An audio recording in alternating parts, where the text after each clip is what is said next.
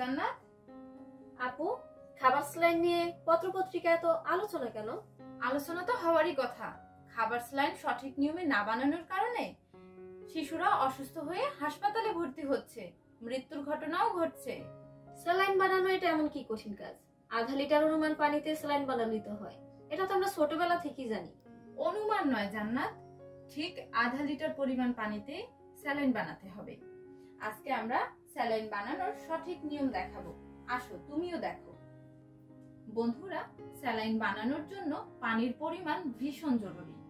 এই আধা লিটার পানি পরিমাপ করার জন্য আপনারা পরিষ্কার গ্লাসের 2 গ্লাস পানি নিতে পারেন, এভাবেও পরিমাপ করতে পারেন, অথবা আপনারা একটি বোতলের সাহায্যেও আধা লিটার পানি পরিমাপ করে নিতে পারেন। প্রথমে 2 হাত এবং স্যালাইন তৈরির যে পাত্র রয়েছে এগুলোকে ভালোভাবে ধুয়ে পরিষ্কার করে নিতে হবে। এরপর আধা লিটার পানি পরিমাপ করার জন্য আপনারা 2টি গ্লাসের সাহায্যে পরিমাপ করতে পারেন।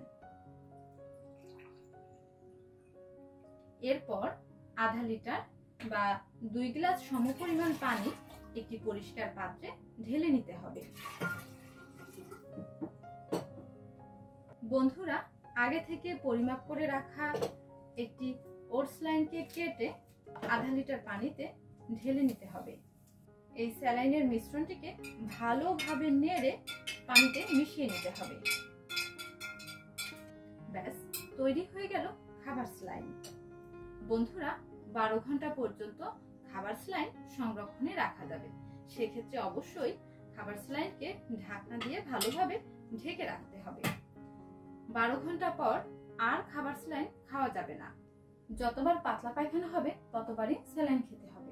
তবে শিশুদের ক্ষেত্রে যত কেজি ওজন তত চা চামচ, অর্থাৎ 10 কেজি ওজন হলে 10 চা চামচ স্যালাইন খাওয়াতে হবে।